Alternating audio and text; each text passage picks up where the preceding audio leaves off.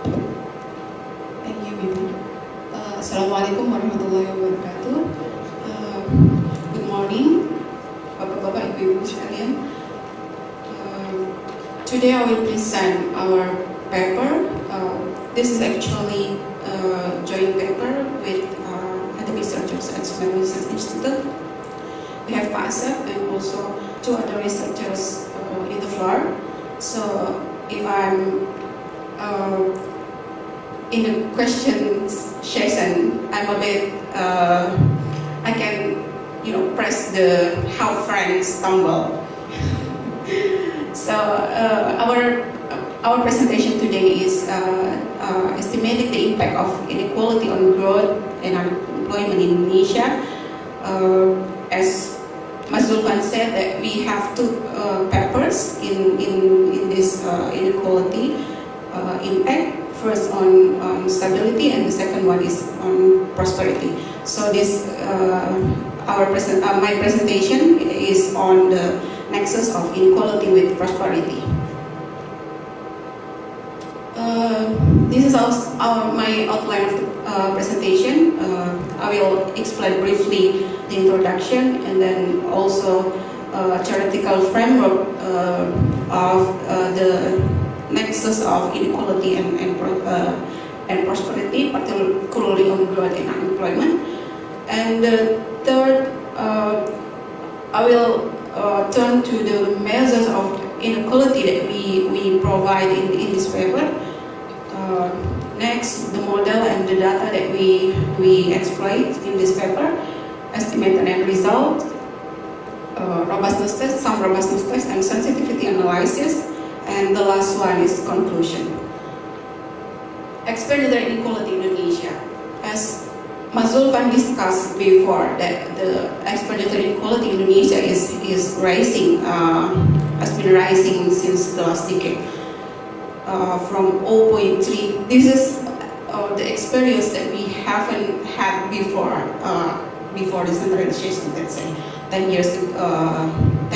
to 15 years ago.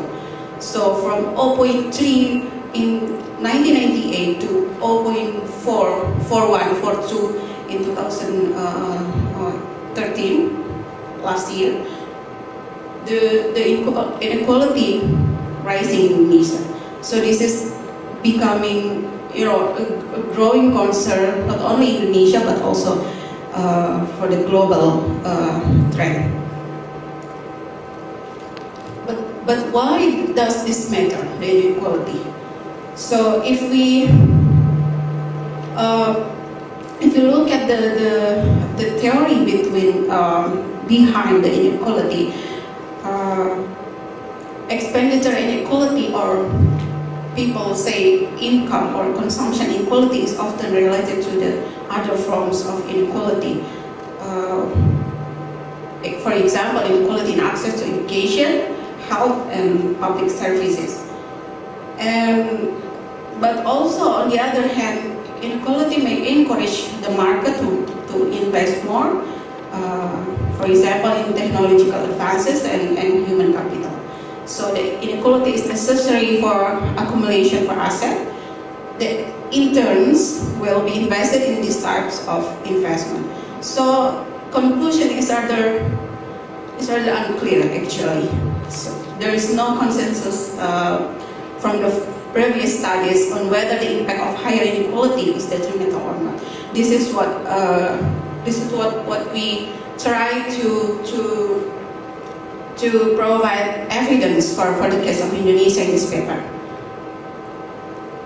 And beside of that reason, we also recognize the inequality. Mas Zulfan also said about the vertical versus the horizontal inequality.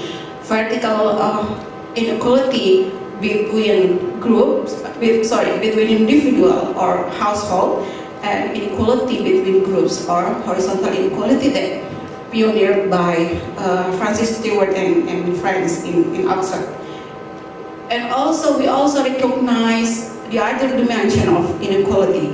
We should not, ignore the other dimension of inequality. So we try to, kind of incorporate other dimension. It is the education equality in this paper that also matters for various aspects of the economy. So the common understanding on different aspects and of inequality and possible available policy option to address the issue are important in order to prevent possible adverse impact of inequality. So this study the main objective of this study is to investigate empirically the impact of different types of inequality, not only vertical but also horizontal, not only expenditure but also other dimension. We provide educational inequality on economic growth and employment. So specifically Indonesia, by employing a district level panel data set from REACH panel data set from 2000 to 2012. Theoretical framework, I will explain briefly. So there are actually the relationship between inequality and development can be explained by two-way causal relationship. The first one is economic development affects inequality. Mas Gofan said about the Kuznets curve. So as the economic growth, inequality first will increase and then later will decrease.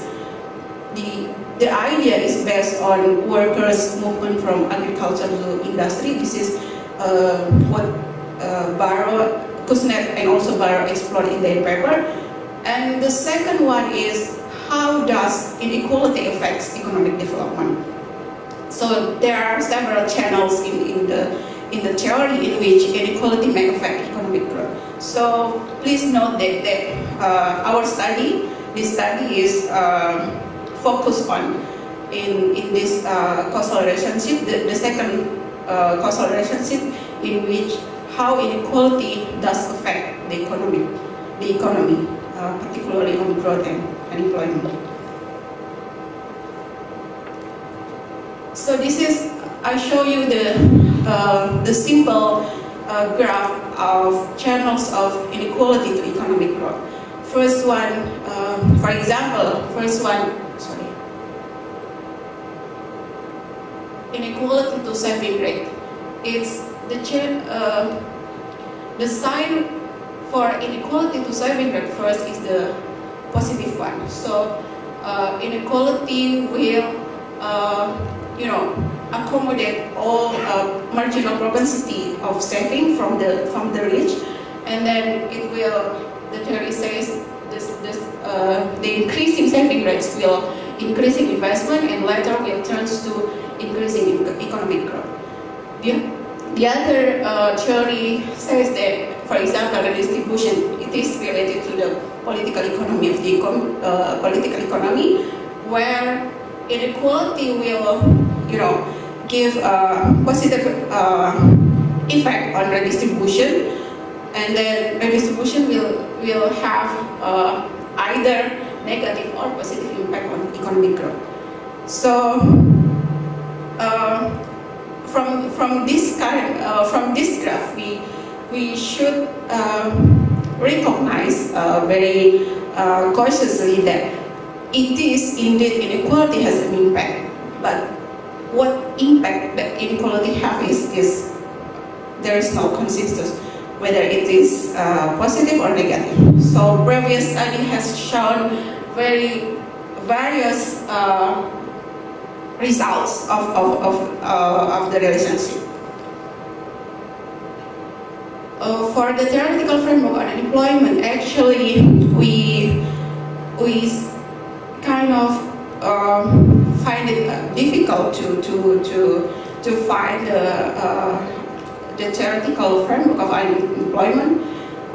We cite from ILO in 2011 that some major consequences of high and persistent unemployment are increasing social discontent and risk of social unrest, which are significantly motivated by income inequality, and also one evidence from South Africa, education inequality between races in South Africa can explain high levels of unemployment. Then, however, the theoretical framework of the impact of inequality on unemployment seems to be still unexplored and undeveloped compared to the relationship between inequality and growth, as I briefly explained before. And what measures of inequality that we have in this paper is, first one is the vertical inequality. We measure it with Gini coefficient. I think you are now probably know the Gini. It is, in principle, it is Gini measures the extent to which the distribution of income or consumption expenditure among individuals or households within the economy deviates from perfectly equal distribution. And also, besides vertical inequality, we also measure the horizontal inequality, which are, we measure here two measurements, which are group Gini, and then the second one is weighted group coefficient of variation. So, difference between vertical and horizontal: vertical is between individual or household, horizontal is between groups. We measure groups here are ethnicity and religious groups. About data and variables, this study used a district level, rich district level manual dataset from the period 2000 and 2012 from various sources, SUSNAS, census, some covariance also comes from PODES, and we also have main variables of district GRTB. This is the details of the data and variables. We have two main dependent variables, which are economic growth and unemployment, and independence. Some main independent variables, which are vertical inequalities, horizontal, and also we provide in this data set about fractionalization based on ethnicity and also based on religion. Also heterogeneity. So it's calculate the heterogeneity within the district based on religion and ethnic. The control variables in each model. There are two models in this paper, growth and unemployment model. So this is the details of each model with the control variable. There are economic development variables, and also we control also for population and geography related variables. The model itself, we exploit the ordinary least square initial. So the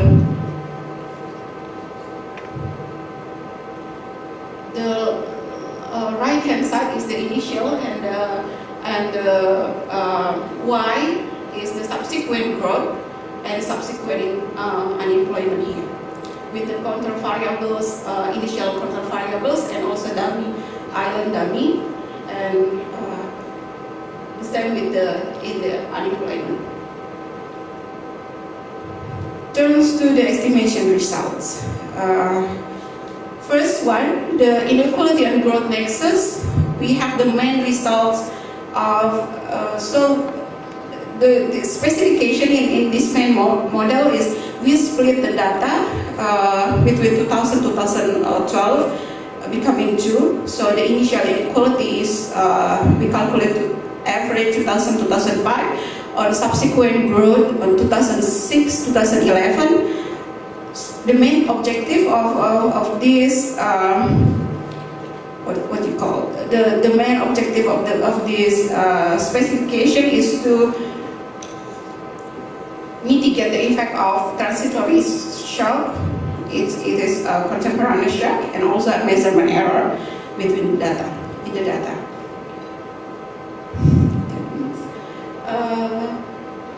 So the main result is that we have nonlinear relationship between initial expenditure Gini and subsequent growth here. The peak of the, I will show the graph later. And the second one for the education Gini, we find no significant relationship between Gini, between inequality, education inequality and subsequent growth. So this is the graph. It will show more clear about so the dots are representative of the districts in Indonesia. We can see here that most of the majority of the districts still on this is the peak, about 0.3. So the majority of the districts still in the left-hand side of the curve. But some, we should be note that some districts are already past the peak. We can see, if we zoom the curve, we can see some districts or some kabupaten kota that already passed the peak here. There, most of it is in Jakarta. So it means that the districts are already past the higher inequality, and the relationship between this higher inequality impacted on reducing growth.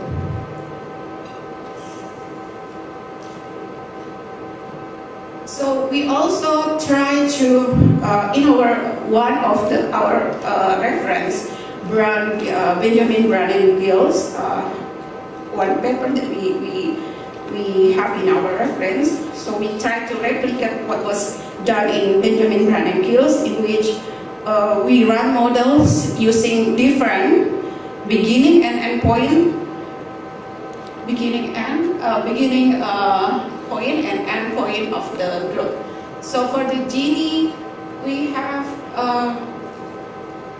only have significant coefficient of Gini in the longer terms period. So if we use the Gini 2006, 2008 in the beginning point, and then it will have inverted U-shape relationship with the subsequent growth on 2009, 2011. The same if we exploit the education Gini, we only find the significant here, the linear relationship between education Gini in 2000-2002 has a positive impact on endpoint growth, subsequent growth 2003-2005. But also we also find the significant coefficient here.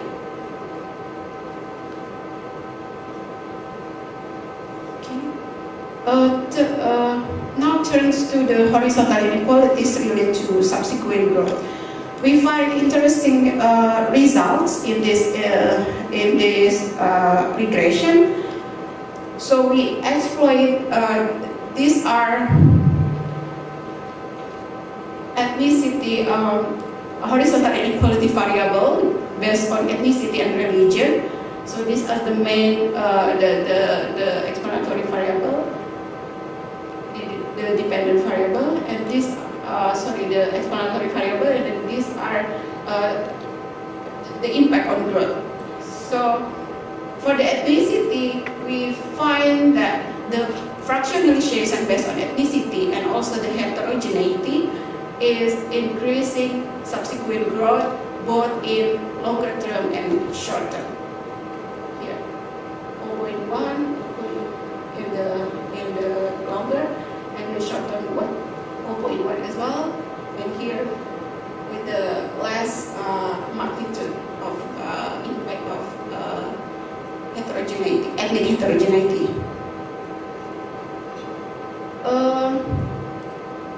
it's a bit different with we find a bit different result in the religious based horizontal inequality, where we find there is no impact on fractionalization, but positive impact on heterogeneity based on religion. We will explore it later, and also we try to do some robustness check on the regression analysis, regression estimation, because of two reasons. Yeah, first one is because the period of 2000-2002 was an early recovery period after the Asian financial crisis. We know that, where the level inequality of that time was relatively low. Then the robustness check will ensure our results are not driven by the first couple of recovery years, as well as by checking whether we get the same result if we use 2003 data as our first time. So, and the second one, we should treat why we do this robustness, time robustness check, because we should treat very cautiously our variables which are generated from SUSENAS. It is acknowledgeable that there are some adjustment and changes in the SUSENAS break in 2011. So these robustness checks will reveal whether the changes in robustness, the changes in SUSENAS affect our result or not. And then the results, we come up with this result. It's quite robust because it still, we still have the same coefficient and the same sign, inverted U-shape, the curve, and it's significant for Gini to grow. And here, with the initial inequality, if we exclude 2000 to 2002 data, we still also have the significant coefficient here, and still inverted U-shape. And then the second robustness check is we utilize the parallel nature of the data of the district and have alternate estimation methods using district, province, island, using district, province, island fixed method, and random effects. So to smooth the data, we first calculate 3-year average of all variables. So then we have here initial inequality average 2 years from 2000 to 2012, and then also by splitting island, province, and district for fixed and random effect, we also smooth the growth average 2 years. And then to deal with the endogeneity problem, we estimate the model using lag-dependent variables. Finally, we estimated separate regression to test whether the impacts are different between district, province, and islands. So for expenditure Gini, the only significant coefficient of lag consumption Gini ratio are within the island and province. Island and province random effect in random effects, but we also test this fixed and random effects model with the Hausman test. It shows that overall this results indicates that my models are revert to the alternative, the fixed and random effects model. Second one, inequality and employment. I should run, I think. Okay. Our main result is we split the data into two time period between initial inequality and subsequent unemployment, 2005 to 2006 here. We find interesting result for education Gini. The coefficient is significant and is U-shape. The curve is U-shape. We can also here show that the graph show that the majority of the districts are in the right-hand side. And then if we zoom the curve, it will show which district are in the left or in the right-hand side. We also split beginning period and endpoint period. Again, the interesting results are in the Education Gini here. So the beginning period of Education Gini 2000-2002 have an impact on 2006-2008 subsequent unemployment, and also 2009-2011 subsequent unemployment. Horizontal inequalities. Again, we find interesting result in here. The group Gini based on ethnicity has an impact on subsequent unemployment with the inverted U-shape, and for the horizontal inequality based on religion, it shows that fractionalization and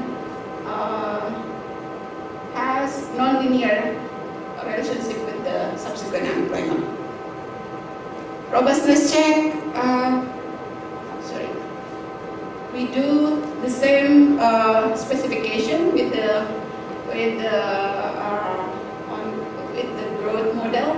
So we find U-shaped relationship between Education Gini on subsequent unemployment, and also, but here we find significant, inverted U-shaped Gini, expenditure Gini, initial expenditure Gini, to subsequent employment 2007-2009. Time to conclude our results. So the first one, this study is important at least in two ways. Because it provides evidence of the impact of inequality in Indonesia. And then the second one, the most important one, I think, is because the Indonesian context provides an opportunity to address some empirical issues that plug previous studies, which are more based on cross-sectional data. So, and associated with various outcomes differently. We see that the findings indicate expenditure inequality affects more on subsequent growth. Meanwhile, the education inequality adversely affects subsequent unemployment. And also, similar to horizontal inequality across ethnic groups, are also found to have nonlinear embedded U-shape with growth, and across religion groups have negative linear relationship with unemployment. However, there is a tendency for the relationship between inequality and the outcome variables to be nonlinear and changing over time. So therefore, we should treat this issue of inequality very cautiously, and relate to the policy option. We should be ready with anticipated policy response. That is our last conclusion. Our last conclusion. I think I should note our limitation in this paper. Yes, we find that the inequalities have an impact, but we haven't had any answer about why and how. And then this study has also diagnostic results, but not prescription, but not the medicine on how and where to deal with the inequality. I think I should end my presentation here. Thank you very much.